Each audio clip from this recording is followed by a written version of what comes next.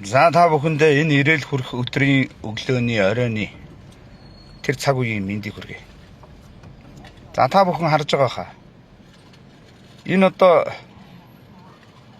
Мисс Монголио 19 оны одоо мисс ингэнэ. За тэгээд энэ төрийн оролцоотой нэг үйл ажиллагаа болсон юм шиг байна. Бодвол одоо энэ соёл спорт аялал жуулчлал залуучуудын яам гэдэг сүртэй нэртэй тий.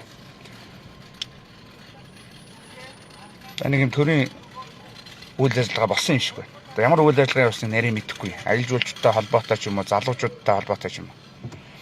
Тэгсэн одоо энэ хараа. Монгол төрийн далбааг салтаанда ингээд хавчуулсан байна шүү дээ. Энэ хүүхэн. Энэ одоо Монгол төрийг доромжилж байна. Энэ эмэгтэй уучлалт гуйх ёстой.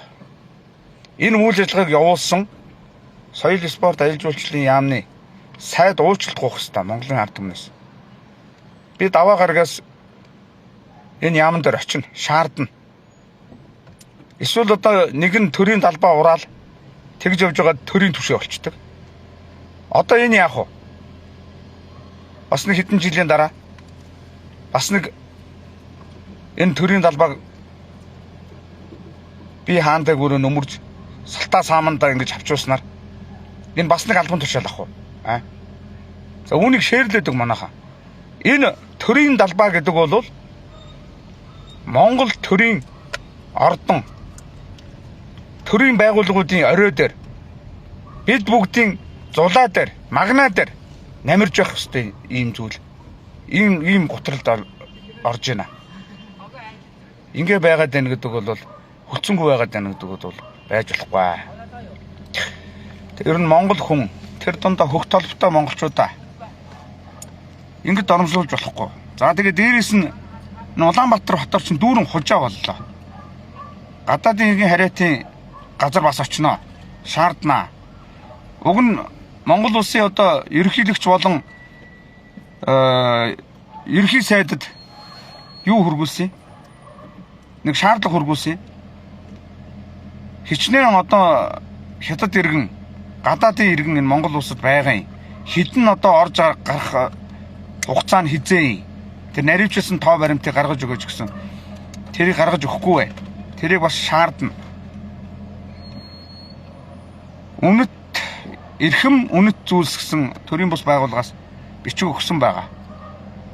За энэ зүйлүүдийг ер нь шаарднаа. Мөн дээрээс нь одоо энэ эмэгтэй одоо хин гэдэг эмэгтэй нэр үсэнд мэдэхгүй юм. Хажуу талд нь Монгол эрэгтэй хүн